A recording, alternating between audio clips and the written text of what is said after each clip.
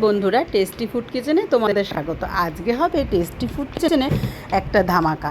আজকে খেলে কিন্তু টেস্টি ফুড কিচেনে রান্না হবে ভর্তা। কি ভর্তা করি বন্ধুরা, তোমরা পরপর দেখতেই থাকো। আর দেখো, প্রথমেই আমি কিন্তু ভেন্ডিগুলোকে একটা সুসুতো দিয়ে মালা করছি। তার মানে আমি কিন্তু ভেন্ডিগুলোকে কি করব বুঝতেই পারছো।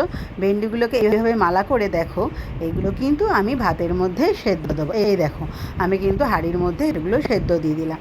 তারপর দিদিকে একটা কড়াইতে একটু বেশি পরিমাণে তেল দিলাম, আর তার মধ্যে বেশ 10-12টা শুকনো লঙ্কা ফোড়ন দিয়ে দিলাম। মানে শুকনো লঙ্কাগুলো কিন্তু বেশ ভালো করে লাল লাল করে ভাজবো। লাল লাল করে কিন্তু শুকনো লঙ্কাগুলোকে বেশ ভেজে নিলাম। এই দেখো, এরকম লাল লাল ভেজে তুলে রাখলাম। ওই তেলের মধ্যে আমি দিয়ে দেবো বেশ দেখো 3-4টে বড় সাইজের পেঁয়াজ কুচি করেছি। পেঁয়াজ কুচিগুলো বেশ ভালো করে কিন্তু ভেজে নেবো। আর এদিকে দেখো, একটা প্লেটে দেখতেই পাচ্ছ তোমরা পটল সেদ্ধ, টমেটো সেদ্ধ, আর তার সাথে আছে কাঁচা লঙ্কা। এটা আমি মিক্সারে কিন্তু গ্রাইন্ড করে নেব। তারপরে সেটা দিয়ে একটা রেসিপি হবে। তোমরা নিশ্চয়ই বুঝে গেছো আমার রেসিপিটা আজকে কী। তো পেঁয়াজ ভাজাগুলো হয়ে গেছে, বেশ বেরেস্তার মতো পেঁয়াজ ভেজে আমি তুলে রেখেছি। সেই সামান্য তেলের মধ্যে আমি দিয়ে দিলাম একটা শুকনো লঙ্কা ফোড়ন, আর দিয়ে দিলাম কালো জিরে ফোড়ন। কালো জিরেটা শুকনো লঙ্কাটা ভালোভাবে ভাজা হয়ে গেলে আমি দিয়ে দিলাম ওর মধ্যে এই রসুন থেতো করে। বেশ রসুনটা ভাজা হয়ে গেলে দেখো, আমি কড়াইয়ের গায়ে অল্প একটু বেরেস্তার পেঁয়াজ রেখেছিলাম, সেটা দিয়ে মিশিয়ে নিলাম। তারপরে আমি ঢেলে দিলাম মিক্সারে গ্রেট করা পটল, টমেটো আর কাঁচা লঙ্কার পেস্টটা দিয়ে বেশ করে কিন্তু আমি এই কড়াইতে নাড়াচাড়া করছি। বেশ নাড়াচাড়া করে ওটা খুব আস্তে মানে লো স্টিমে কিন্তু দিয়ে রাখতে হবে। এদিকে আমি দেখো একটা প্লেটের মধ্যে সেই ভেজে রাখা শুকনো লঙ্কাগুলো নুন দিয়ে ভালো করে হাত দিয়ে মিক্স করে নিলাম। মিক্স করে কিন্তু বেরেস্তার যে পেঁয়াজ করেছিলাম সেই পেঁয়াজের পাশের প্লেটে রেখে দিলাম।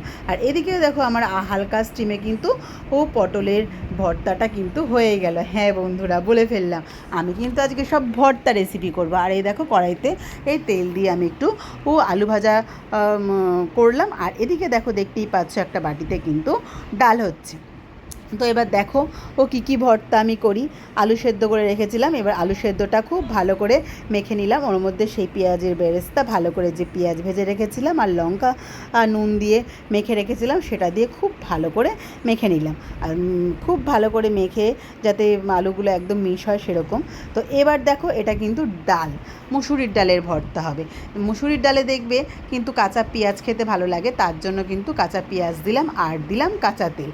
আর এর সঙ্গে কিন্তু ভাজা বেরেস্তাটাও রয়েছে, আর ভাজা শুকনো লঙ্কা নুন দিয়ে যে মেখে রেখেছিলাম সেটাও রয়েছে। তো এইভাবে যদি তোমরা ডালের ভর্তাটা মেখে খাও, জাস্ট কিন্তু দারুণ বন্ধুরা, একবার শুধু ট্রাই করে দেখবে।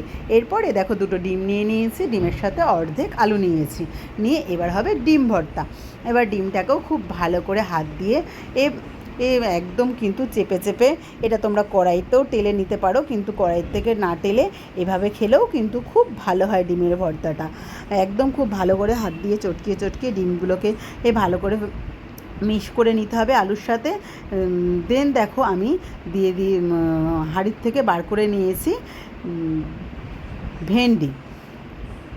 ভেন্ডিগুলোকে। দেখো, ভেন্ডি কিন্তু কোনো সময়ই আমার ভালো লাগে না যে ভাজা পেঁয়াজ দিয়ে বা ভাজা লঙ্কা দিয়ে মাখতে। তার জন্য কিন্তু আমি সবসময় ভেন্ডির জন্য কাঁচা পেঁয়াজ, কাঁচা লঙ্কা আর কাঁচা তেল দিয়েই মাখি। আর সেভাবেই কিন্তু আমি মেখেছি। এটা দেখো ভেন্ডি ভর্তা, এটা আছে আলু ভর্তা, এটা আছে ডিম ভর্তা, আর এটা আছে পটল ভর্তা। জাস্ট দারুণ পটল ভর্তাটা খেতে হয়েছে, ফাটাফাটি। আর এটা আছে মসুর ডালের ভর্তা। তো আজকে আমার রেসিপি কিন্তু এইসব ভর্তাই। আর তার সঙ্গে তোমাদের দাদাভাই একদম শুকনো খেতে পারে না বলে তার জন্য কিন্তু একটু ডাল আর কড়কড়ে আলু ভাজাও করেছি। এই যে কড়কড়ে আলু ভাজা করেছি, দেখো তেলটাকে মাঝখান দিয়ে এই আলুগুলোকে সরিয়ে দিয়েছি। তোমাদের দাদাভাইয়ের জন্য অল্পই কিন্তু আলু ভেজেছি আর অল্পই ডাল করেছি। তো বন্ধুরা, আমার রেসিপিগুলো কেমন লাগলো অতি অবশ্যই জানিও। ফেসবুক থেকে দেখলে পেজটা ফলো করে দিও, ইউটিউব থেকে দেখলে সাবস্ক্রাইব করে দিও।